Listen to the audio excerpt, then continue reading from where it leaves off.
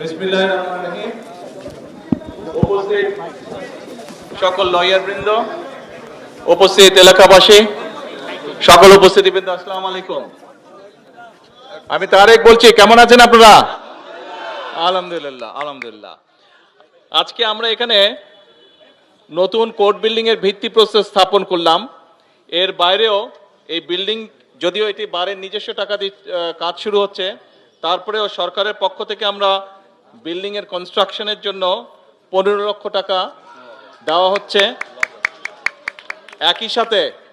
একই সাথে court library যেটা আছে, লাইব্রেরির বইপত্র কেনার জন্য 3 লক্ষ টাকা বরাদ্দ করা হয়েছে, দেওয়া হচ্ছে, এবং মসজিদটির জন্য 5 লক্ষ টাকা এখানে দেওয়া হয়েছে।